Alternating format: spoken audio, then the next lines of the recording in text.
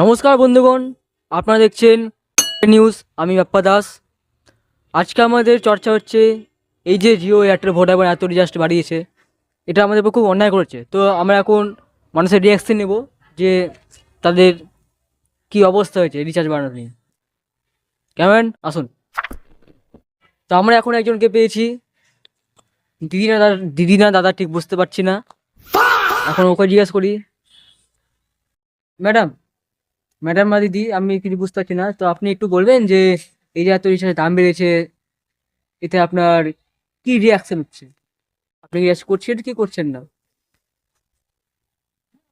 তো এটা আমার কোনো অসুবিধা নেই, আপনি বাইকটা তো দিন। হ্যাঁ, 1 মিনিট। হ্যাঁ,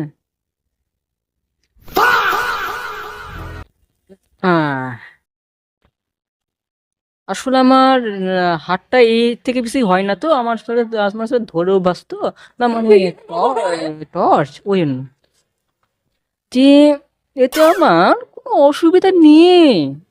কেননা রিচার্জ বাড়ুক যে না বাড়ুক, রিচার্জ তো করতেই হবে।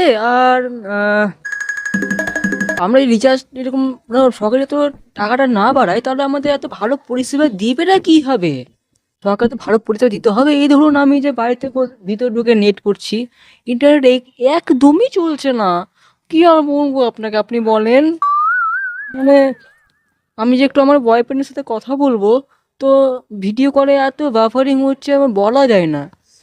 তো আমরা চাই যে আমরা এবার ঘরে বসে আমাদের যেন 4G নেটই থাকুক, আমরা 2G নেট যেন না থাকে।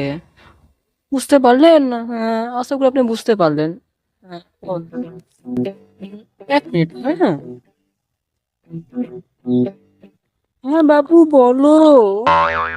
এই বক্কাচোদা ফোনটা কে করবে তো তাদের ব্যাপার। হ্যাঁ, দেখো না, আমি মনে হয় কাল থেকে না তোমাকে হোয়াটসঅ্যাপে কল করবো। হ্যাঁ, আমার আসলে রিচার্জটা শেষ হয়ে গেছে তো, তাই। ঠিক আছে বাবু।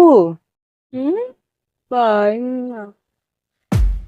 নমুনা, নমুনা, দুনিয়াতে নাই নমুনা রে কম। নমুনা, নমুনা নাই যে কম।